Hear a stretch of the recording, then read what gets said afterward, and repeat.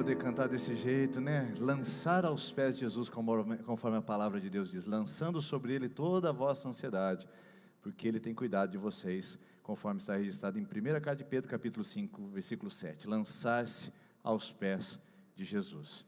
E como peregrinos nós precisamos lançar, diariamente, continuamente, porque a jornada de peregrinação não é nada fácil. Se você tem acompanhado a nossa série de mensagens, você sabe que nós estamos falando sobre o livro do peregrino, um livro que tem apenas 350 anos, é um clássico da literatura evangélica, o segundo livro mais vendido no mundo depois da Bíblia Sagrada.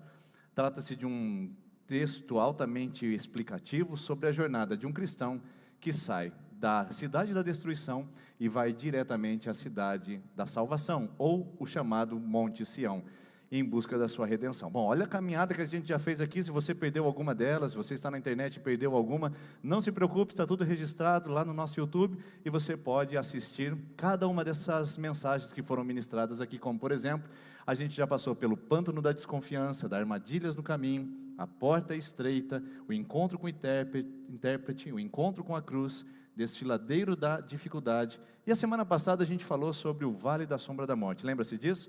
Onde o peregrino passa por um lugar muito escuro, onde as trevas são tão densas que pesam até sobre ele, e o caminho ainda fica mais estreito do que era. De um lado ele tem Apollyon com os seus anjos malignos, de outro lado ele tem as pessoas torcendo para a sua queda no abismo, e ele consegue passar pelo vale da sombra da morte, estreito e sem nenhuma visão, graças a uma mão que o sustentava e o carregava durante todo aquele momento, fazendo referência ao Salmo 23, versículo 4, que diz assim: ainda que eu ande pelo vale da sombra da morte, eu não temerei mal algum, porque tu estás comigo.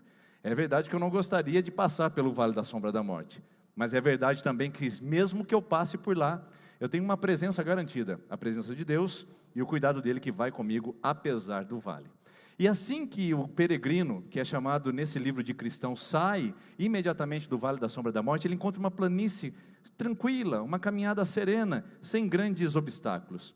Porém, ele vai chegar agora num dos lugares mais desafiadores que vai provar a sua fé, que é justamente a Feira das Vaidades. A Feira das Vaidades é um acontecimento fantástico nesse livro, que explica muito bem o tipo de tentação que nós sofremos para desviar do caminho e do propósito de Deus na nossa vida. Mas antes do peregrino chegar na Feira da Vaidade, ele encontra com um camarada no meio do caminho. Ele está em companhia de um homem ou de um outro peregrino chamado Fiel. O Fiel está caminhando com ele, de repente eles se deparam com um rapaz chamado Tagarela. Tagarela é a figura daquele que fala, mas não faz nada. Aquele que tem grande verborragia, tem grande vocabulário e palavrório, mas atitude e prática nenhuma.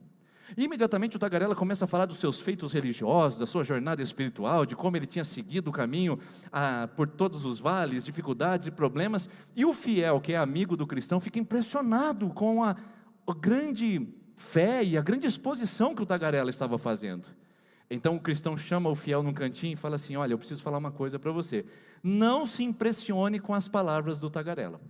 O Fiel dá um passo para trás e fala assim: mas por que, se ele apresentou tão bem a sua fé?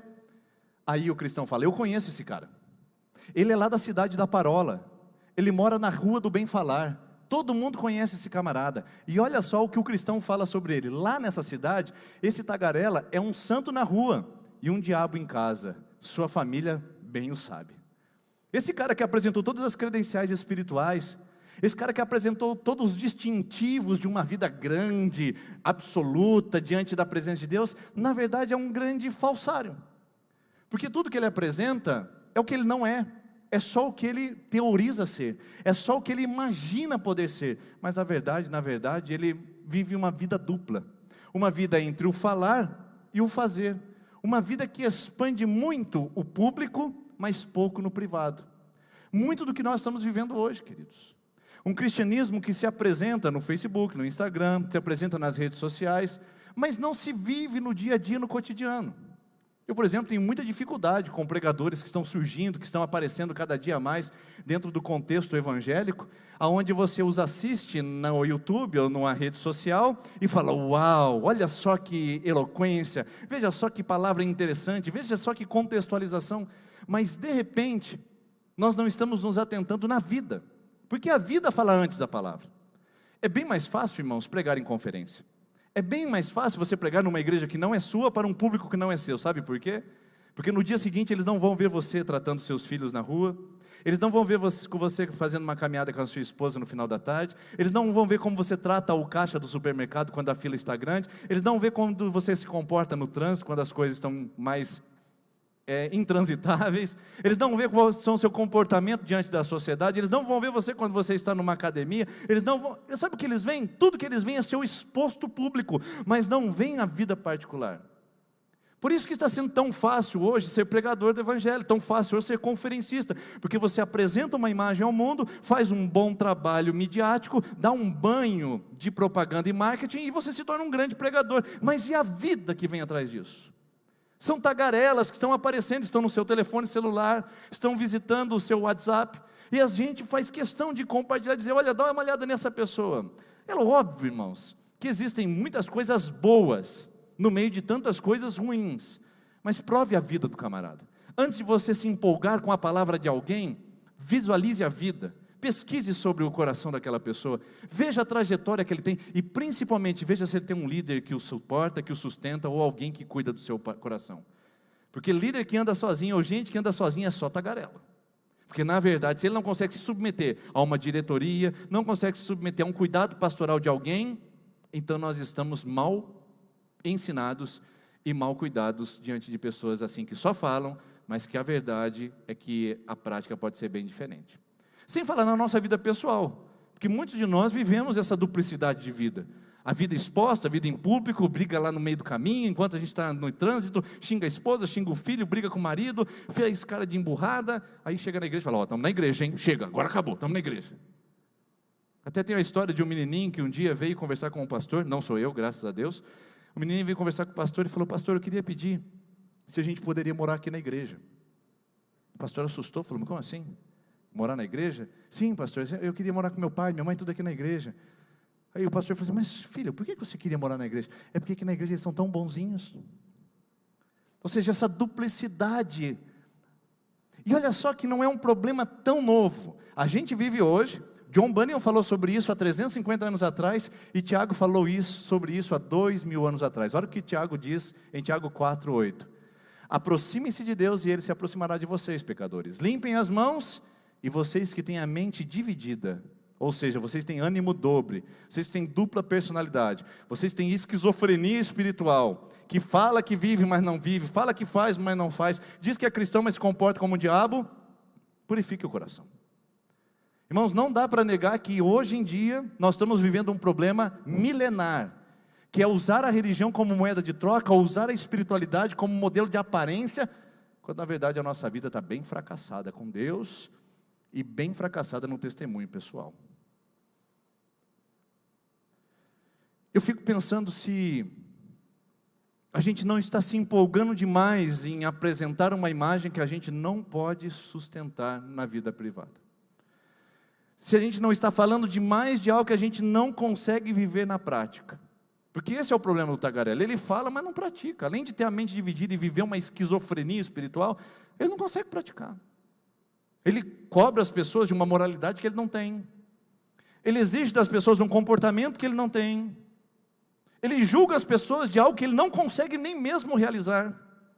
O tagarela tem esse princípio, da duplicidade da esquizofrenia espiritual. Mas o tagarela tem isso que o cristão vai falar para o fiel. Toma cuidado com esse tagarela, hein?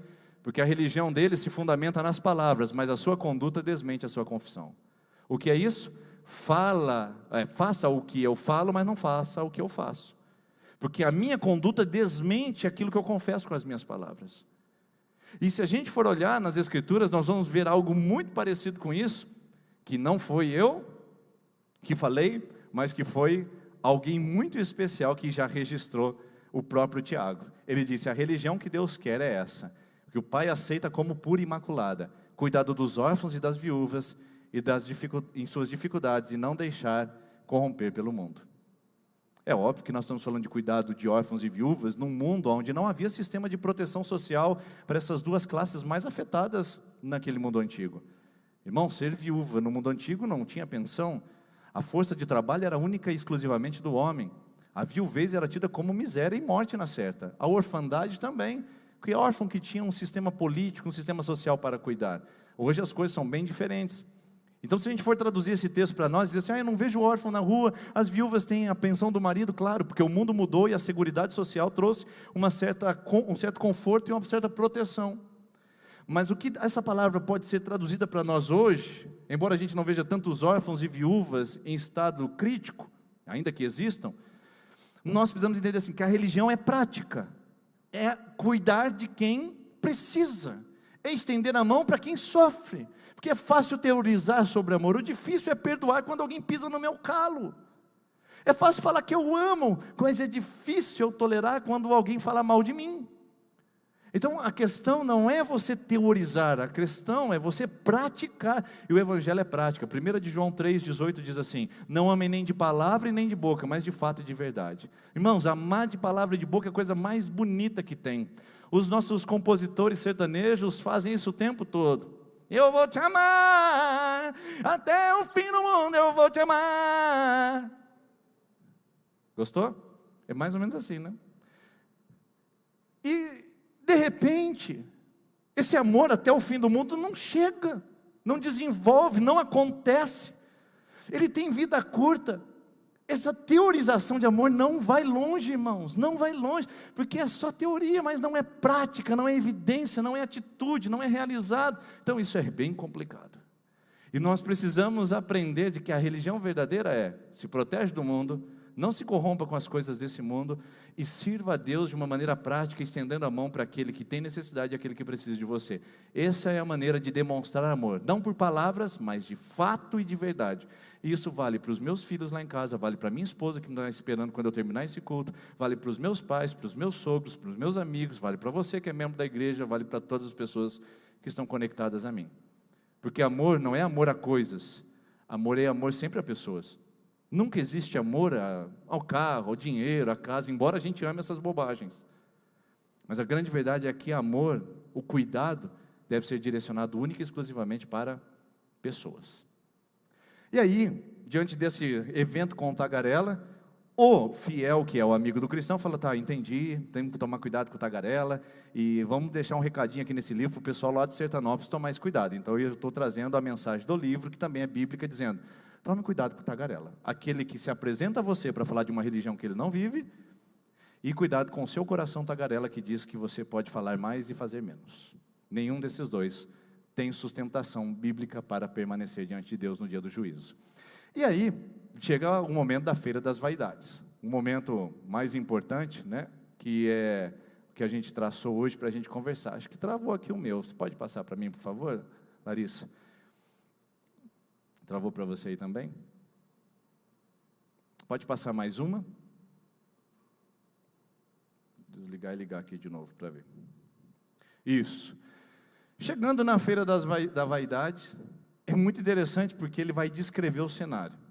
Ele vai dizer assim, olha, a Feira da Vaidade, quando nós chegamos lá, era um circo. Aliás, o dono da Feira das Vaidades, o gerente geral, é chamado de príncipe desse mundo. Você sabe quem é o príncipe desse mundo, né? 1 de João 5,19 diz que o mundo jaz no maligno. Então a gente sabe que o príncipe desse mundo é o diabo. Jesus, olhando para Satanás, disse, lá vem o príncipe desse mundo. Ele sabia que esse camarada coordena a Feira da Vaidade nessa terra. Inclusive, nem o próprio Jesus foi poupado da Feira das Vaidades, mas já eu chego lá. Quando o peregrino descreve a chegada a esse lugar, ele fala assim, gente, lá tinha de tudo, era barraquinha, banquinha, lojinha, barraquinha, banquinha, lojinha, era uma festa, era uma 25 de março assim mais estendida, era um camelô daqueles grandes, onde o pessoal oferecia todo tipo de objeto de vaidade.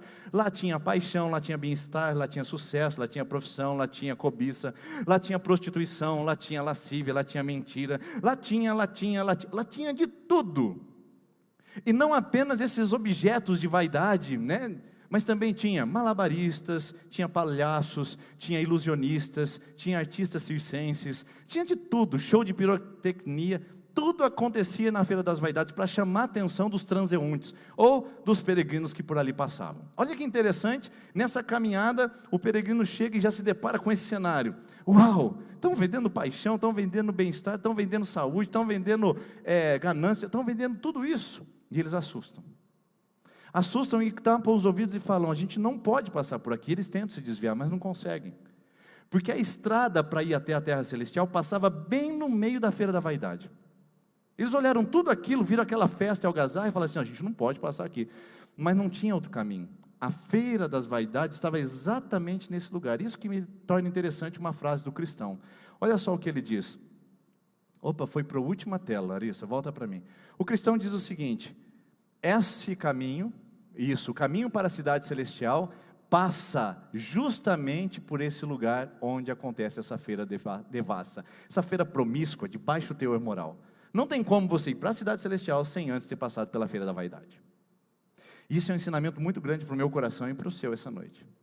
Porque sem dúvida nenhuma, todos nós passamos por lá. Infelizmente, muitos de nós paramos lá. E infelizmente, muitos de nós negociamos lá. E perdemos muito. Há um exemplo bíblico de alguém que parou na feira das vaidades, mas nunca comprou nada de lá. O exemplo é de Mateus capítulo 4, que fala de Jesus sendo tentado pelo diabo. Você conhece bem essa história? Agora vamos criar um cenário aqui para ficar mais interessante. Jesus vem ao mundo, nasce como bebezinho do ventre de Maria, ele cresce, se torna um adolescente, e de repente ele está pronto para o ministério, e Deus fala assim para ele: agora é hora de ir para o deserto. Lá no deserto, o diabo arma o circo para ele, para o Jesus. Coloca barraquinhas. Jesus está 40 dias com muita fome, porque ele estava jejuando. No 40º dia, o diabo se apresenta a ele, no momento mais vulnerável, e fala assim: seja bem-vindo à nossa feirinha. O senhor é filho de Deus? O que o senhor está fazendo passando fome? Na nossa feirinha tem pão, sim senhor. É só o senhor transformar as pedras em pães. E o senhor é filho de Deus. Queridos, olha só a audácia e a ousadia do príncipe desse mundo, diante do príncipe da paz, Jesus Cristo, falando: não passe necessidade, você é filho de Deus. O que está fazendo aqui sofrendo? Use sua prerrogativa de ser filho de Deus e faça alguma coisa por você mesmo. Você sabe da resposta, eu não preciso gastar tempo falando isso. Jesus não cai nessa ladainha, mas a gente cai. Quando o diabo fala assim: você é filho de Deus, empurrando o carro na descida para pegar? Você é filho de Deus andando de bicicleta, enquanto seu cunhado já trocou de carro pela 3ª vez nesse ano? Você é filho de Deus passando essa necessidade, ainda nem se casou? Você é filha de Deus com todo esse problema e com essa dificuldade, as pessoas te humilhando? Você é filho de Deus com toda essa história de abuso? Para com isso, faça alguma coisa por você. Vá, se vingue, vá, minta, vá, roube, vá, prospere de um jeito obscuro e desleal. Vai, faça alguma coisa por você. Você não veio aqui essa noite? Olha que talvez Deus esteja falando com você, ou talvez com você na internet, que veio com a sensação de dizer assim: eu vou resolver isso por mim. Que chega, eu não vou ser mais humilhada desse jeito, eu não vou ser mais passado para trás desse jeito, afinal de contas sou filho de Deus. E usa o termo filho de Deus para colocar algo da sua própria vaidade pessoal. Jesus não comprou nada nessa feirinha, e nós deveríamos fazer o mesmo, mas infelizmente muitas vezes nós caímos nela. E aí o diabo, não contente com isso, pega Jesus, leva até o pináculo do templo, o alto do templo, a parte mais elevada, e diz para Jesus: Jesus, você é o filho de Deus, pula daqui de cima e os anjos vão te segurar lá embaixo. Jesus falou assim: não dá para eu fazer isso, sabe por quê? Porque a gente não pode tentar Deus conforme está escrito nas Escrituras. É óbvio que Jesus não falou com toda essa camaradagem com o diabo, nem eu falaria. Mas a verdade que por trás dessa palavra é a seguinte: Satanás, qual é o teu propósito? O propósito é fazer com que Deus seja meu escravo, Deus seja meu serviçal. Você já conheceu a teologia da determinação, o determinismo? Pessoas que falam assim: vai lá e diga para Deus o que Ele tem que fazer, senão Deus não faz. Deus, eu quero um casamento restaurado agora e o Senhor tem que dar para mim. Deus, eu quero agora uma empresa aberta e muitos funcionários, o Senhor tem que dar para mim. Como se Deus fosse o nosso subalterno, serviçal. É mais ou menos essa ideia de se jogar do alto do templo e falar: ô anjinho, me pega aqui. É loucura, é presunção, é vaidade, é orgulho, é arrogância. E muitas vezes a gente cai nessa arrogância. Cai nessa arrogância de negociar lá e falar: eu preciso de alguma coisa a mais, porque afinal de contas eu também sou filho de Deus. E não contente com a resposta de Jesus, o diabo faz a sua última incursão. Ele leva Jesus a um alto do monte e fala: agora tudo, poder, riqueza, prazer, está tudo aqui diante de você. Tudo isso eu te darei, se prostrado você me adorar. E Jesus fala: reta-te daqui, Satanás, porque está escrito: só a Deus adorarás e só a Ele prestará culto. Isso encerrou a conversa. O problema é que às vezes a gente se prostra. Quem aqui já se prostrou diante do diabo? Quem aqui já foi num templo satânico? Quem já fez um pacto ocultista? Talvez você nunca tenha feito isso, mas você não precisa ir lá para fazer alguma referência, alguma aliança com o diabo. É só você ceder ao poder. É só você amar o poder mais do que qualquer todas essas coisas e você estará se curvando diante de Satanás.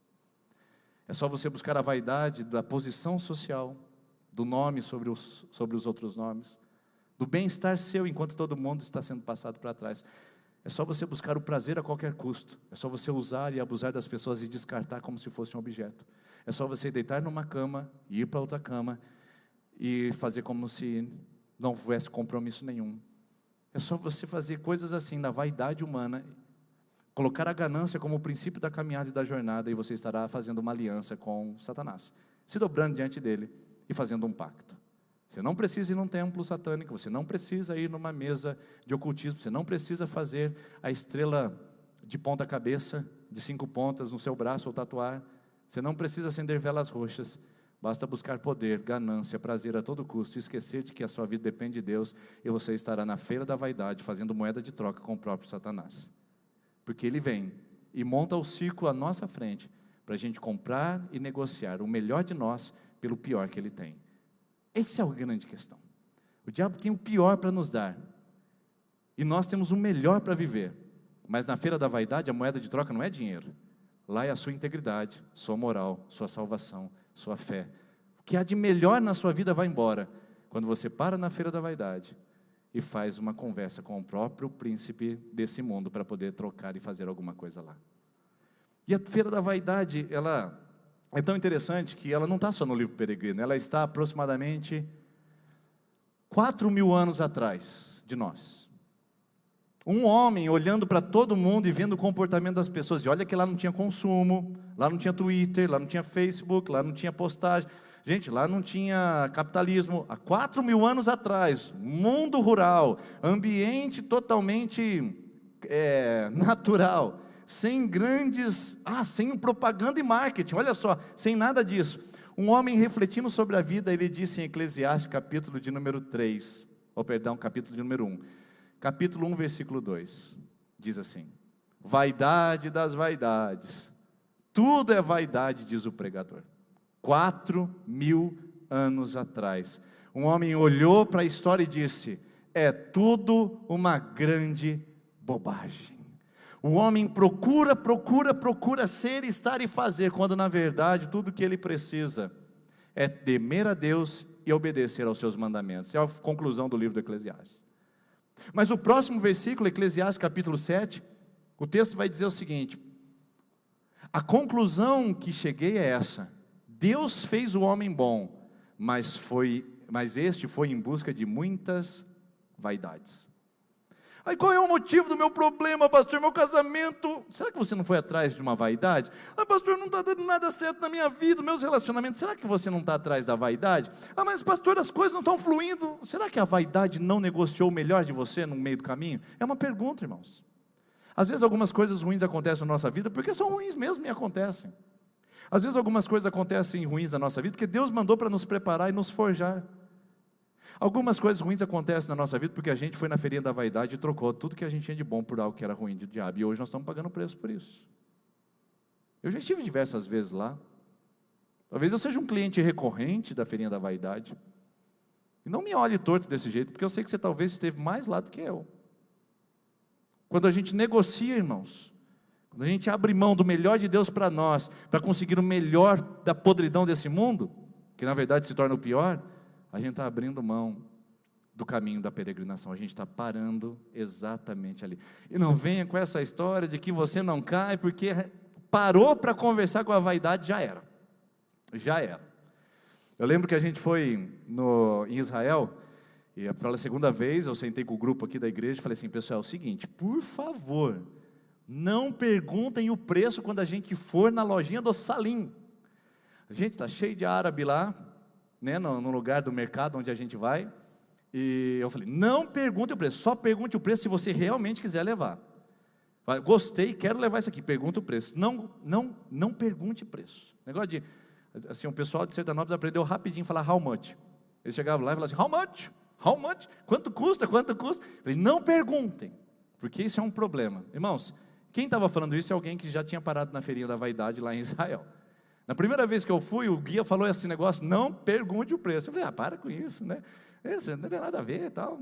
E eu cheguei no lugar, vi um candelabro lindo. Falei, ai, que coisa mais bonita. E eu falei assim, quanto será que custaria um candelabro desse, né? Só a curiosidade, não ia levar. E aí eu perguntei, how much? E aí o camarada falou, $50. Eu falei, nossa, $50? Não me interessa não. Ok, obrigado. Aí ele pegou o candelabro e veio atrás de mim. Irmãos, é uma ruela, assim, são várias ruas, de 100 metros cada uma. E ele veio com o candelabro atrás de mim. E eu olhando as outras coisas. Mas quanto o senhor quer pagar? Brasileiro, mão de vaca, pão duro. O brasileiro não paga nada, né? E eu lá com o candelabro, e ele com o candelabro atrás de mim, e eu olhando, não, eu quero ver essa mala aqui, não, quero ver isso aqui. Olha que legal isso aqui, esse pingente. Não, quanto o senhor quer? Ele correu até o final daquela rua comigo. E chegou uma hora que eu não aguentei mais. Eu paguei $35 naquele negócio só para me levar livre do cara. Falei, não aguento mais. Aprendi a lição. Não pergunte o preço na feirinha de Israel. E sabe o que eu digo para você? Não pergunte o preço na feirinha da vaidade. Quanto custa uma balada? Quanto custa um prazer? Quanto custa uma posição? Quanto custa ter mais dinheiro? Não pergunte o preço, porque pode ser altamente prejudicial. O inimigo da sua alma vai ver a vulnerabilidade, vai ver que você tem dinheiro no bolso para pagar por aquilo e você quer pagar por aquilo, e ele vai ficar, deita nessa cama, entra nessa mesa, entra nesse lugar, vive esse relacionamento, toma esse negócio, pega esse daqui, compra aquilo lá, ele vai atrás de você até te convencer. Não negocie na feirinha da vaidade, porque o príncipe desse mundo adora fazer negociatas lá. Talvez seja por isso que o Salmo 1 trouxe o maior exemplo bíblico de como a gente deve cuidar das nossas esposas no shopping, por exemplo. O Salmo capítulo de número 1 diz assim, ó: bem-aventurado é o homem que não deixa a sua esposa andar pelo corredor do shopping, não deixa ela se deter diante da vitrine da Arezzo, e não deixa ela se assentar para experimentar a nova sandália. Não está escrito no seu salmo isso não? É um salmo um pouco mais atualizado, porque esse é o processo. O Salmo 1 diz assim, bem-aventurado o homem que não anda segundo o conselho dos ímpios, não se detém no caminho dos pecadores e nem se assenta à roda dos escarnecedores. Viu o processo? Andar para assentar? É assim que acontece com o marketing. A gente está no shopping, a esposa anda por aquele caminho tão perigoso, tão cruel para a vida dos maridos, e de repente ela parou, você sabe, segura os bolsos, entendeu? Fecha os limites, porque ela vai entrar, entrou, sentou, já era. Esse é o princípio da feira da vaidade. O problema, queridos, é que a gente não consegue evitar de passar lá. Você vai ter tentação. Alguém vai mandar uma mensagem para você tarde da noite, chamando você para ir na casa dela. Você vai passar por dificuldades, alguém vai falar, faça isso, porque é o caminho mais fácil para você chegar lá. Alguém, de alguma maneira, vai oferecer para você trocar a sua integridade, até a sua vida espiritual, até a sua igreja, para que você desvie do caminho verdadeiro. Não tem como a gente se livrar, você vai passar por lá. O problema é, você quer ficar lá? Porque se você quiser ficar lá, pergunte o preço. Pare para negociar. E você vai se atrasar no caminho da peregrinação. E é justamente isso que o peregrino disse isso na próxima frase. Olha só o que o cristão diz na frase seguinte. Passa para mim, Larissa, por gentileza. O anterior, por favor. Isso. A conclusão que eu cheguei é essa. Deus fez o homem bom, mas esse foi em busca de muitas vaidades. Quando o peregrino chega a esse lugar, ele cita Eclesiastes 7:29 e diz, agora eu entendo que a maldade está na nossa prática, na nossa negociação.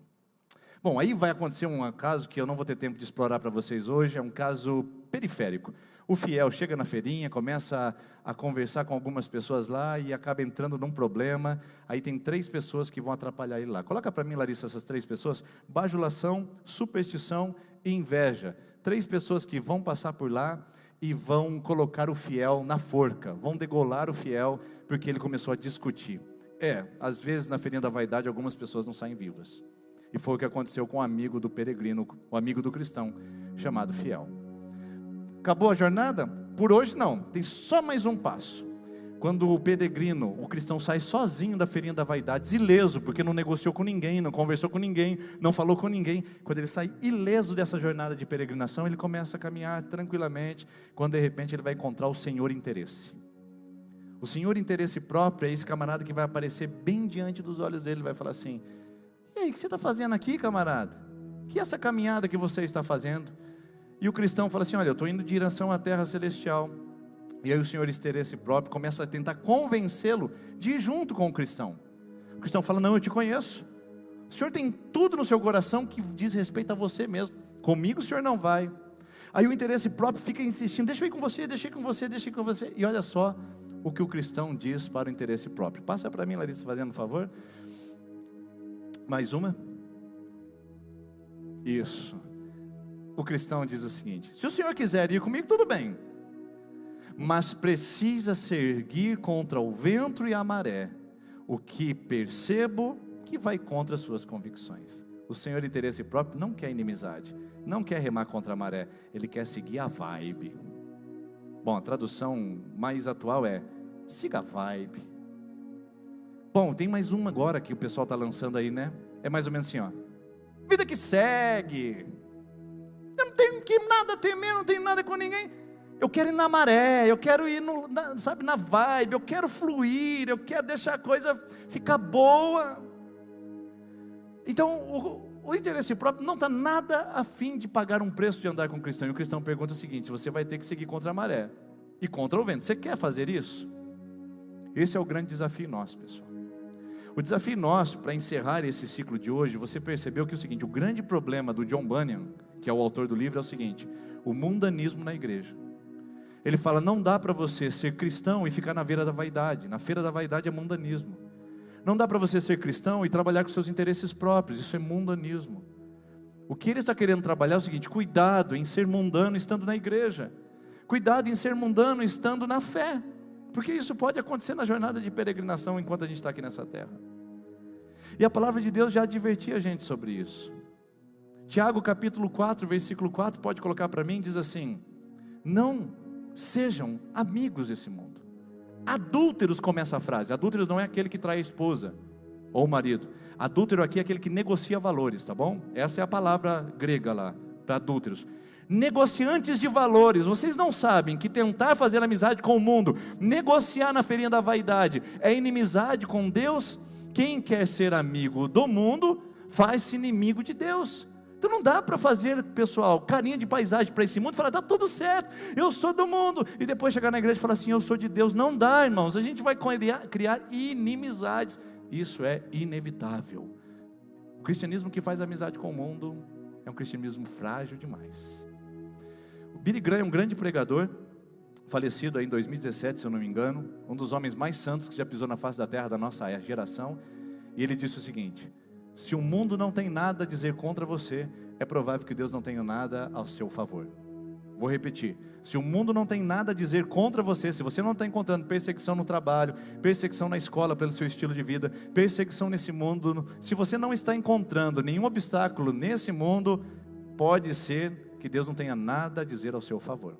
Palavras de Billy Graham, e parecem estão muito harmonizadas com esse texto. Quem quer fazer amizadinha com o mundo, quem vai fazer amizade colorida com a vaidade, acaba se perdendo no seu relacionamento com Deus. E aí nós chegamos agora a um ponto crucial, que é quando o peregrino se encontra com Demas. Logo depois que ele deixa o peregrino, deixa o senhor interesse próprio, ele vai um pouquinho mais adiante e tem um outro com o mesmo perfil, que é o Demas. Você já ouviu falar de Demas na Bíblia? Demas está registrado na segunda carta de Paulo a Timóteo, capítulo 4, versículo 10, que diz assim, todos me abandonaram, inclusive Demas, que foi para Tessalônica. Demas aparece em várias cartas, alô você, Demas aparece em vários momentos, manda um salve aí para a igreja de Roma, em vários lugares Demas está junto com Paulo, dando saudações às igrejas, mas no momento que Paulo está preso, no final da vida dele, condenado à morte, sabe o que aconteceu com Demas? O texto diz que amando esse mundo, foi para Tessalônica, fugiu, e o Demas é um personagem caricato aqui no livro Peregrino, porque quando o peregrino se encontra com Demas, o Demas ele fica perto de um penhasco chamado penhasco da ganância. E aí o Demas fica falando assim, vem cá para você dar uma olhadinha nas riquezas que tem aqui, quem sabe você não pode levar um pouquinho mais para a sua jornada, vem aqui, vem cá, vem cá, vem cá. E aí o peregrino fala, eu sei quem você é, você é o Demas, e eu sei da fama desse penhasco, ele soterra alguns e mata milhares, eu não passarei perto de você. Irmãos, o Demas em todo tempo fica convidando a gente, dizendo, vem cá dar uma olhadinha nisso que eu vou oferecer para você. Só prova, só sente a vibe, não sente o cheiro, coloca na boca, não experimenta o clima, olha só a química que esse negócio tem, sinta. E aí o Demas fala, agora é hora de você ser soterrado. E ele entulha você com porcarias e quando você vê, a jornada acabou. O peregrino cristão aqui é esperto e diz, eu não vou passar nem perto do penhasco do Demas. E ele consegue avançar. Consegue avançar porque tem um texto bíblico de 1ª carta de João, capítulo de número 2, versículo 15 e 16, que diz o seguinte. Olha só a advertência para você e para mim, para a gente não passar perto da estrada com Demas. Pode passar para mim, fazendo favor, 1 de João 5, 15 e 16. Não amem o mundo, nem o que nele há. E se alguém ama o mundo, o amor do Pai não está nele. Pois tudo que há no mundo, a cobiça da carne, a cobiça dos olhos, a ostentação dos bens, não provém do Pai, mas do mundo. Olhos, coração, toda essa soberba, essa cobiça lançada sobre nós, vem da farinha da vaidade, vem do Demas, que vai convocar você para ser soterrado na sua jornada de peregrinação. A lição dessa noite é, não se entregue aos prazeres do mundo, não deixe o mundo concorrer no seu coração, não pare para conversar com tagarelas, não seja você um tagarela. Mas acima de tudo, nunca pare na barraquinha da vaidade, porque pode ser que de lá você não saia vivo, ou se sair, pode sair de lá estrupiado. E se em algum momento da sua vida, o Demas te chamar para conversar de perto, e falar que você pode ter as riquezas desse mundo, e chamar você para pular na ganância, e a ganância não é só dinheiro, existem outros tipos de ganância na nossa vida, corre, porque a sua jornada de peregrinação corre risco, quando você passa em lugares parecidos como esse.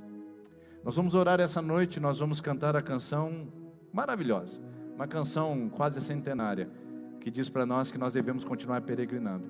Eu convido você a começar uma jornada com Cristo diferente, talvez, do que você viveu até hoje.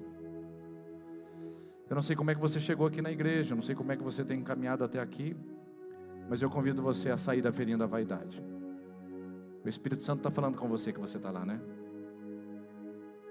Você olhou aí para a namorada e falou, você olhou para o namorado, se lembrou o que aconteceu no serviço essa semana, se lembrou a mensagem que você mandou para aquela pessoa,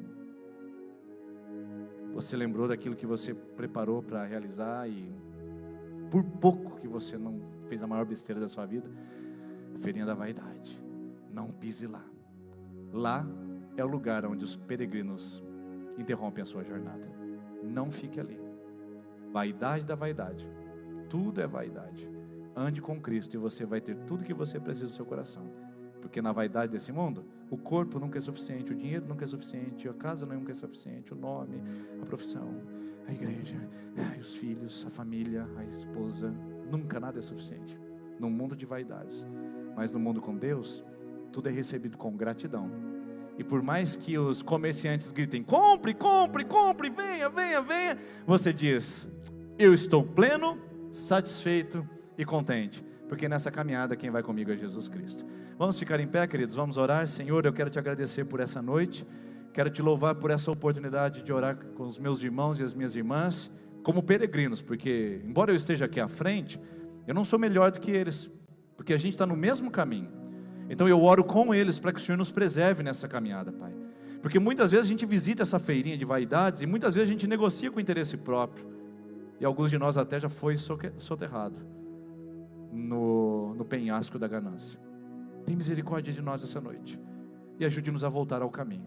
Se tem jovem, se tem homem e mulher que parou de caminhar porque negociou na feirinha, que o Senhor possa trazer de volta, para que eles não amem esse mundo, mas tenham amizade somente com o Senhor. Se tem alguém que está sendo ameaçado na caminhada, dá discernimento e abra os olhos, mas proteja-nos para que possamos, mesmo diante das ameaças desse mundo, caminhar com o Senhor, pelo Senhor, para a glória, em nome de Jesus. Amém. Deus abençoe, em nome de Jesus, uma boa semana e vamos cantar ao Senhor.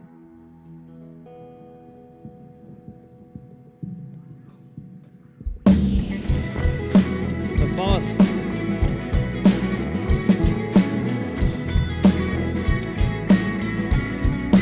Peregrinando